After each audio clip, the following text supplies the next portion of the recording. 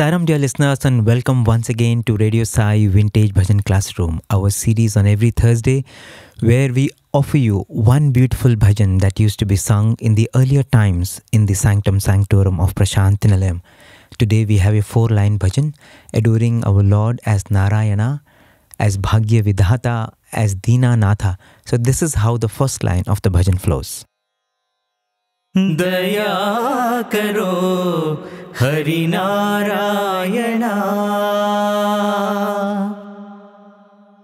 Brother Srinivasulu gave us the tune of the first line, and as this session goes, he will give us the tune of the bhajan. Then, along with Anirudh, we will learn the raga of the bhajan. We will discuss about the beat of the bhajan, and then we'll take every word of this bhajan and see what this bhajan is trying to communicate to us. So before we get on with all that, here are the lyrics. Daya Karo Hari Narayana. Kripa Karo He Jaga Vandana. Daya Karo Hari Narayana. Bhavateeta Bhagya Vidhata. Deena Natha Anatha ke Natha. So now that you're familiar with the lyrics, here is the tune of the bhajan. Brother Srinivasulu and Brother Anirudh will now give us a slow demonstration. This bhajan is being sung in the scale G sharp Pancham. Daya Karo Hari Narayana. Daya Karo Hari Narayana. Daya Karo Hari Narayana. Daya Karo Hari Narayana. Kripa Karo He Jaga Vandana. Kripa Karo He Jaga Vandana. Kripa Karo He Jaga Vandana. Kripa Karo He Jaga Vandana. Daya Karo Hari Narayana.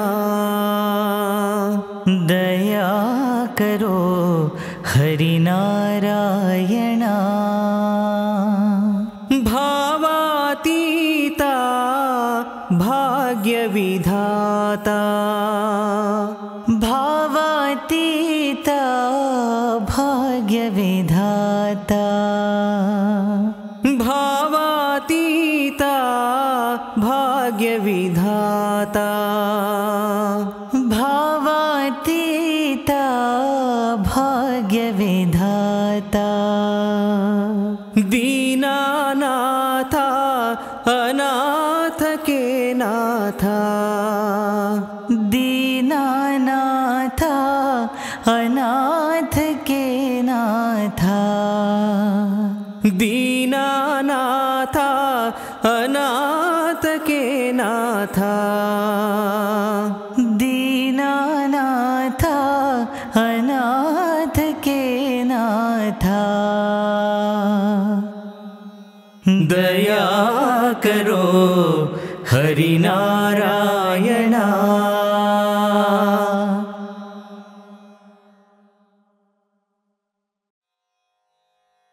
So that is how this bhajan flows, and you heard it in the voice of Brother Srinivasulu and Brother Anirudh. Let us now spend a little more time understanding the nuances of this bhajan in terms of its technicalities.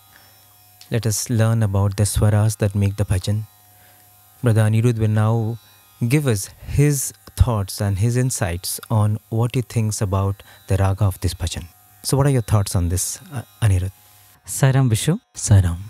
This beautiful bhajan is based on Rag Darbari, which is a very popularly known raga in our Sai bhajans.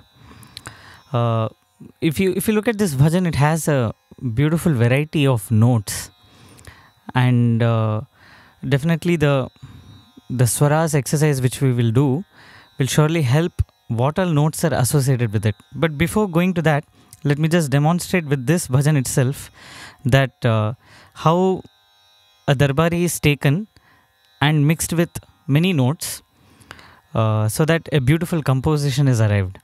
Daya Karo Hari Narayana, Kripa Karo He Jaga Vandana, Bhavateeta Bhagya Vidhata, Deena Natha Anatha ke Natha. Just 4 lines, but I feel that since there are small details present in this bhajan, you need to really focus on which are the notes, and also there are a lot of curves in this bhajan. Yeah. It only starts off with a curve. Daya Karo. So maybe it's not essential to give the curve. It's not mandatory. If you want to sing simple way also, you can sing like Daya Karo Hari Narayana. Just that the composition came like that. Yeah. Daya Karo Hari Narayana.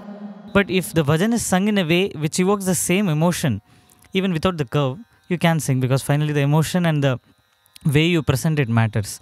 Daya Karo Hari Narayana. And you have to be a little careful in the last line, because it goes from the Komal Ga to Shuddha Ga. Deena Natha Anatha ke Natha.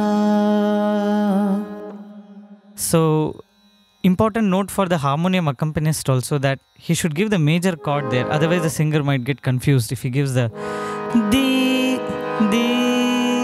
So, there is a chance of confusion there.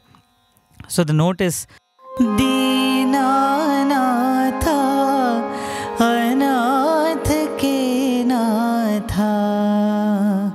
Even the singers can slowly practice the line without the beat first to get the clarity on which all notes it goes through, and then sing with the accompaniment instrument like tabla or kanjira, so that the line is learned properly. So these things I felt I should share, because when we are dealing this bhajan in a vintage series, but still it has a little bit of intricate curves and details. So if you practice without the beat the tune of the bhajan, like how Srinivasulu sir leads and then it is followed many number of times, then I think we can learn such vintage bhajans also. Okay, so let's now explore the beauty of the bhajan through the swaras. So shall we begin with the first line? Because I think Rag Darbari is something which probably many keen students of music are already familiar with. Yeah, people can go absolutely. and explore. Yeah. I think the earlier sessions of bhajan classroom also we have taken this raga. And we have discussed many bhajans as many well. Bhajans, yes. Many examples of bhajans in Darbari. Yeah. If I think of example, actually what comes to my mind is with respect to the starting curve perspective. He Ram Narayana Hare Krishna Janardana, He Ram Narayana. It has a mixture of some other notes as well, but something similar to Daya Karo Hari Narayana Aravindalochana Arta Janavana Shirdi ke Sai Parti ke Baba Brahmanda Nayaka Baba Parti Purishwar Baba. All these bhajans are the notes are taken from Darbari basically, and which is similar to Daya Karo Hari Narayana. Now let's go to the swaras so that we will know how to practice each line without the beat, and also taking the help of harmonium, we can know which notes to touch. So the first line. Daya Karo Hari Narayana Nisa Nisa Rigari Sada Pada Sa Sa Ni Ri Sa Nisa Nisa Rigari Sada Pada Sa Sa Ni Ri Sa Kripa Karo He Jaga Vandana Nisa Ri Ri Ri Sari Ga Ga Ma Ri Ga Ri Sa Ni sa ri ri ri sari ga ga ma ri ga ri sa. Then we come back to the first line. Daya Karo Hari Narayana Nisa Nisa Ri Ga Ri Sada Pada Sa Sa Ni Ri Sa Nisa Nisa ri ga ri sada pada sa sa ni ri sa. Bhavateeta Bhagya Vidhata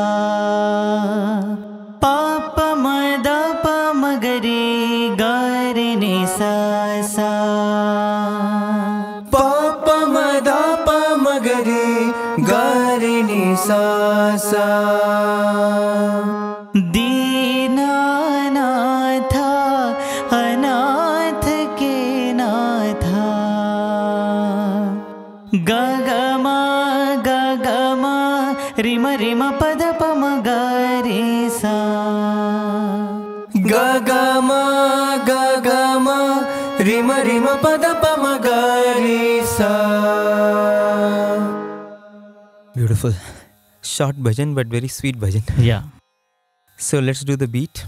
Yeah, the beat of this bhajan is 8-beat, Keherwa in the Hindustani classical music, and it is Aditalam in the Carnatic classical music.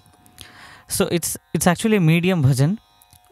If you start slow, then you can give the curve comfortably, the starting curve, I mean. Daya Karo. Or if you start a little medium fast, then Daya Karo Hari. We can simplify it that way. So let's have the count. Yeah. 1, 2, 3, 4. 1, 2, 3, 4. 1, 2, 3, 4. Daya Karo Hari Narayana. Daya karo Hari Narayana.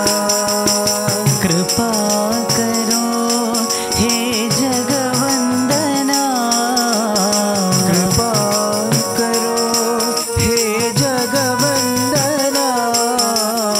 Daya Karo Hari Narayana. Daya karo Hari Narayana.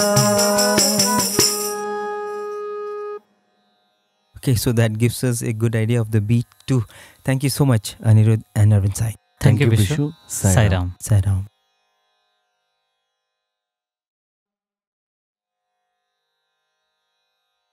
Now that you know about the raga of the bhajan, the tune of the bhajan, the beat of the bhajan, let's now focus on the feel of the bhajan. Let's start with the first line. Daya Karo Hari Narayana. Daya means mercy. Karo means to give. Daya Karo, have mercy on me. Hari is another name of Lord Narayana, and it means he who is green in color, because Hara means green. In fact, in the Mahabharata, Krishna says, "My superior complexion is green, and therefore I am called Hari." Why is the Lord called the green complexioned one?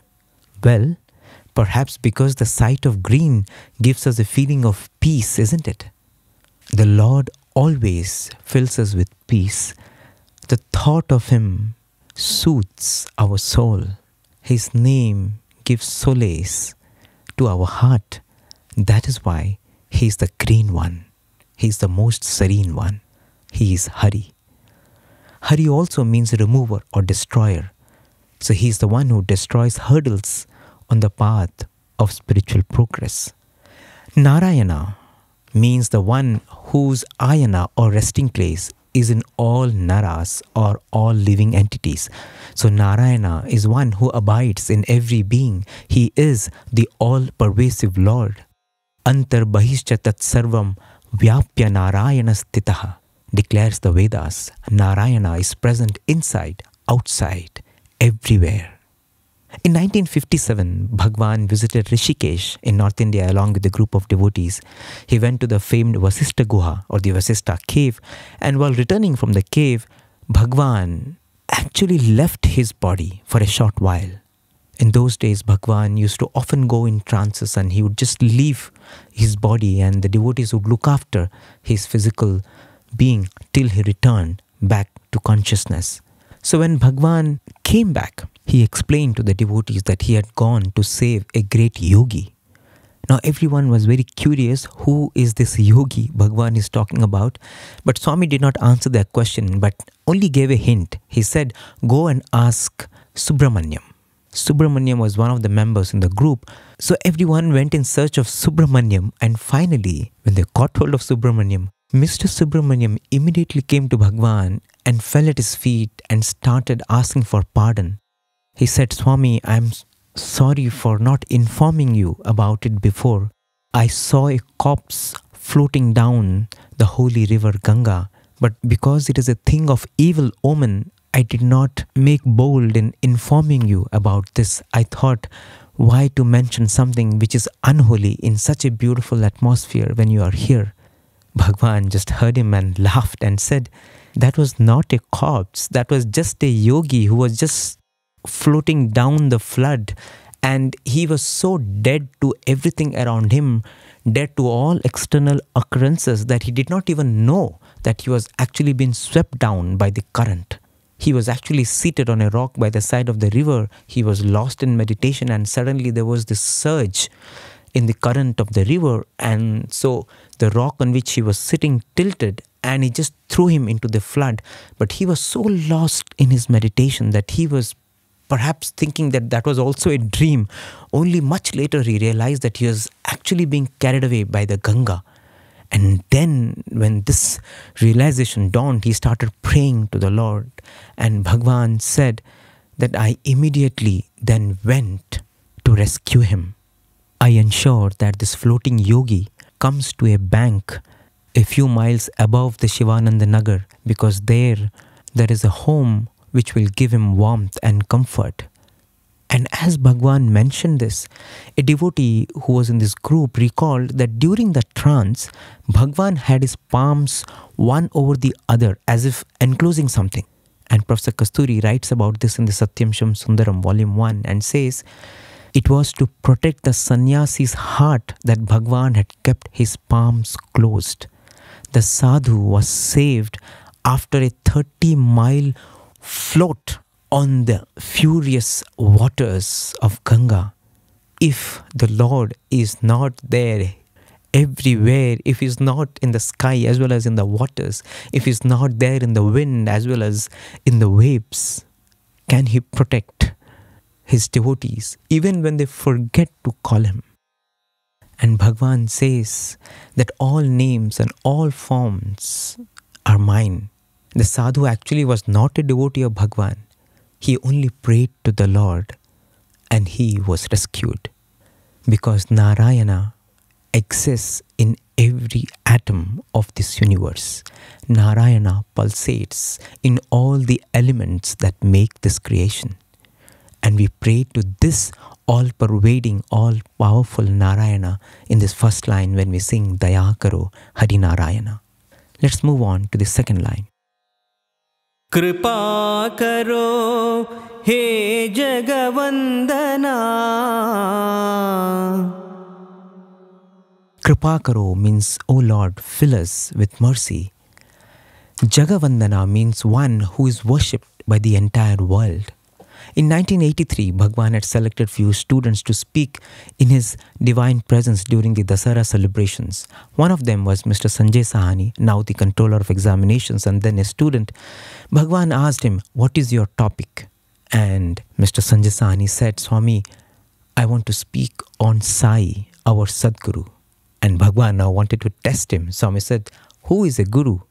The boy actually kept quiet. He did not want to answer because he felt that all I could give was a translation of the word guru, and I knew that that would be incomplete. It's better to keep quiet and listen to what Bhagwan has to say.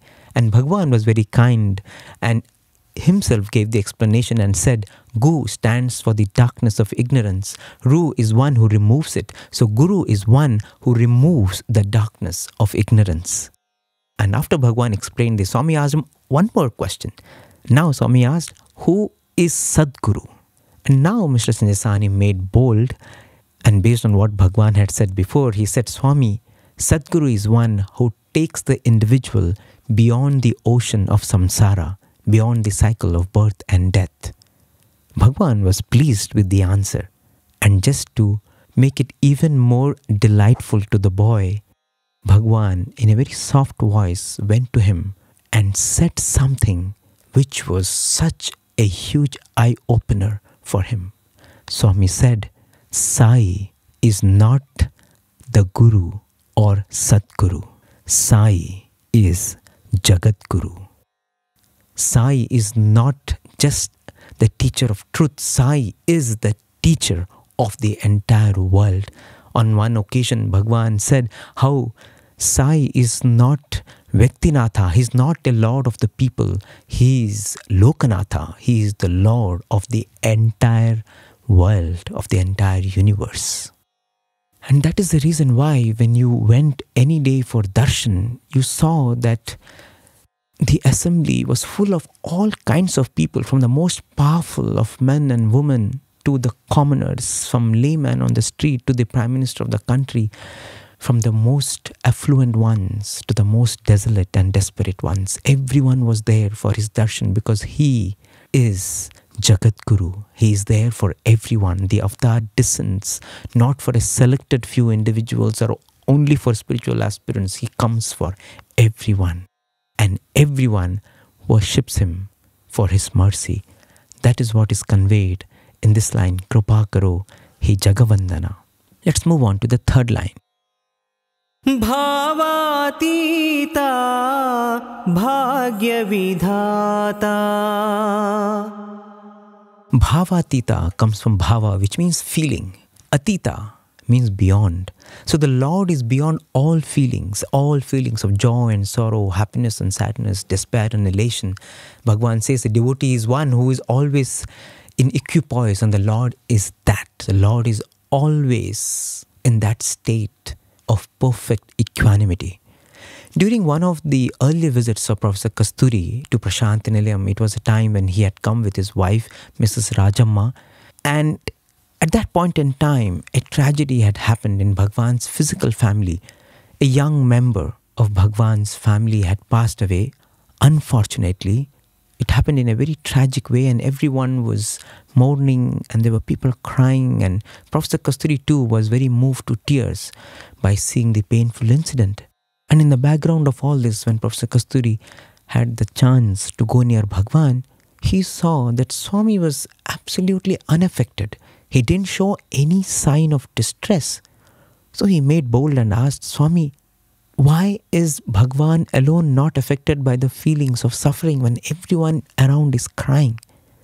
Bhagwan said, Kasturi, how am I to spend my time if there is no birth and death? Until then, for Kasturi, death was a biological inevitability. He never understood anything more than that.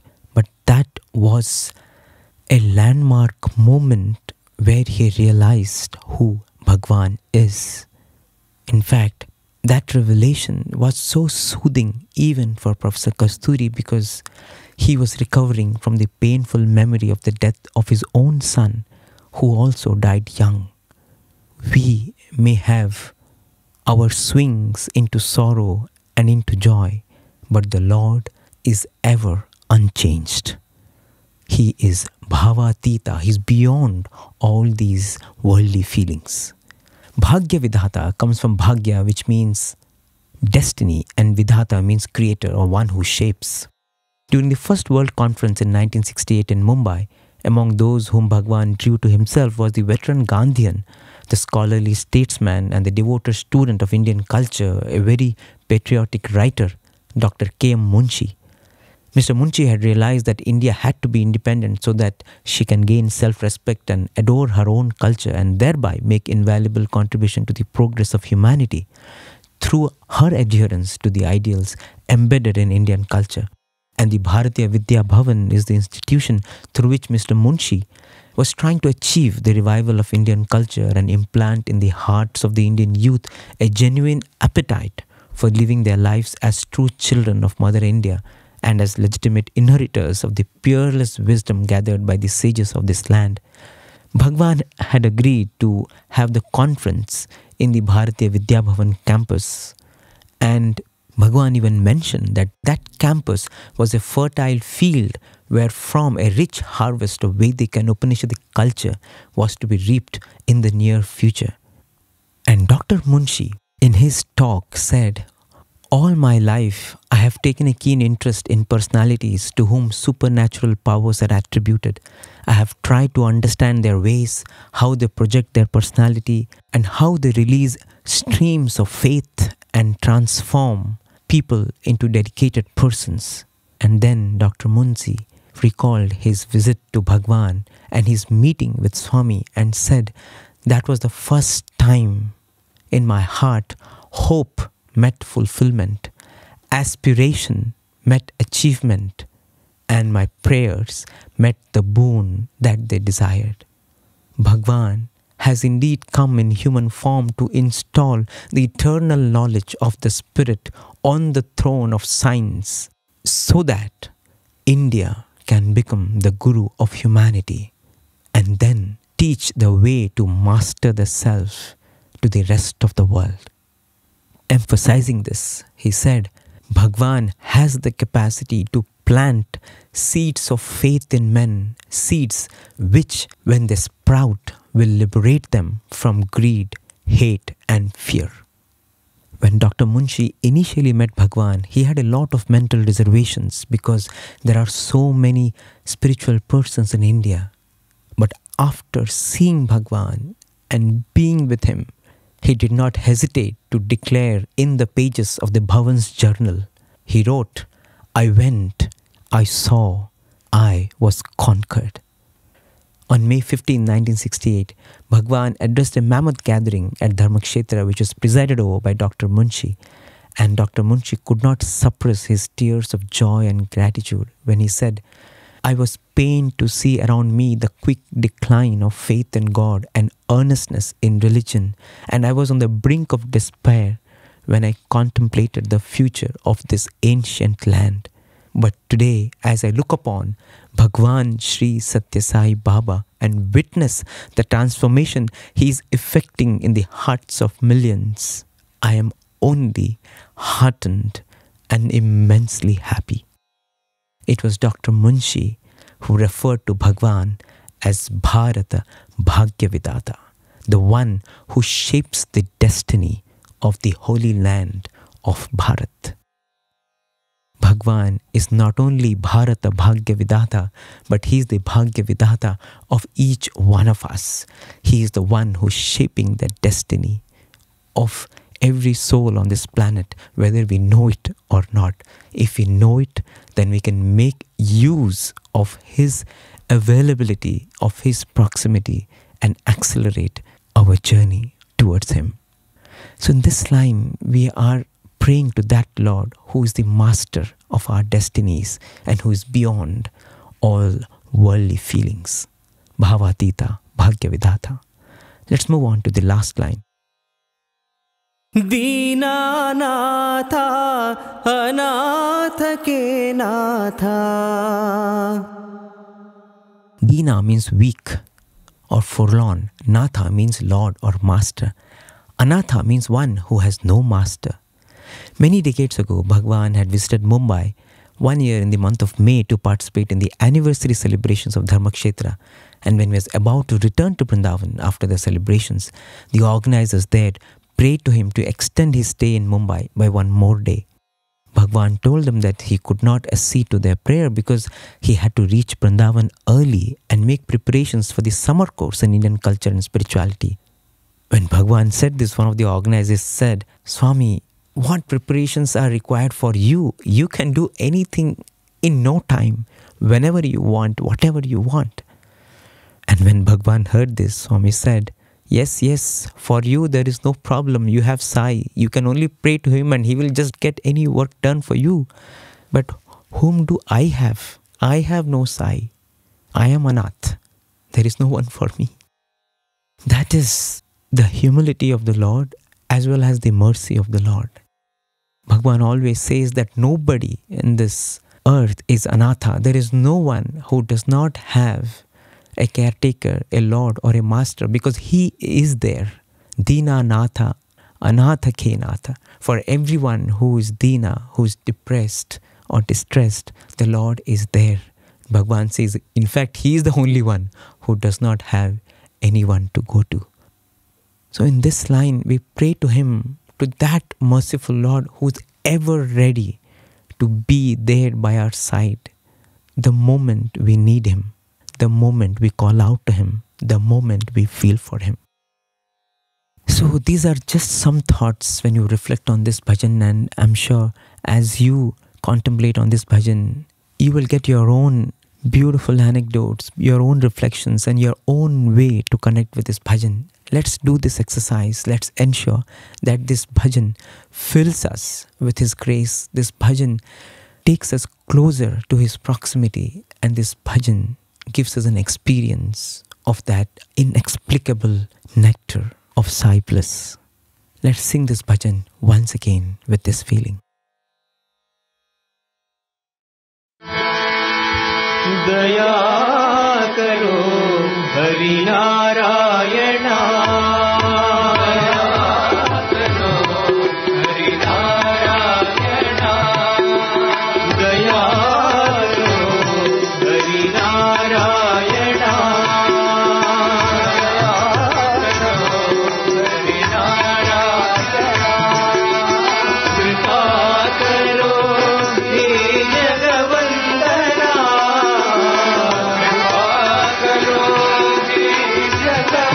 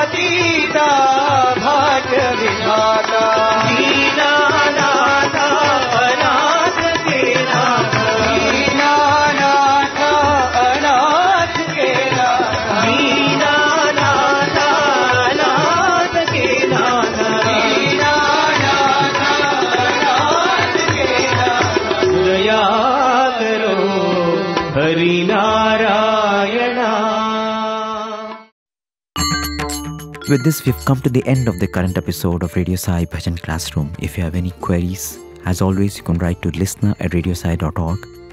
You can also send us your comments on our WhatsApp number 9393-258-258.